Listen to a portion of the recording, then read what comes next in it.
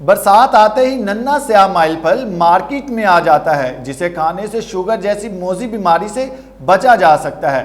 برصغیر پاک و ہند کا کم قیمت میں دستیاب ہونے والا مفید پھل ہے کون سا، جانتے ہیں اپنے نمائندہ ارشد علی گوری کی اس رپورٹ میں۔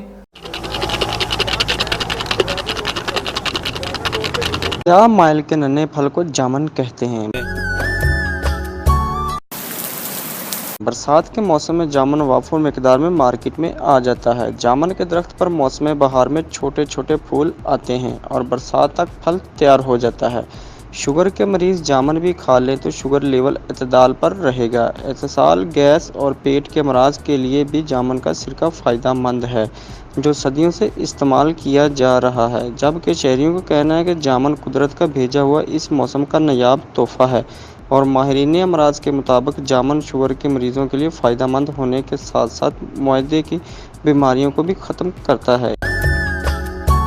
اس موسم میں ہر بندے کو جامن کھانے چاہیے۔ جامن کا مزاج سرد اور خشک ہے جو بھوک لگاتا ہے اور خون کی گرمی اور تیزابیت کو ختم کرتا ہے۔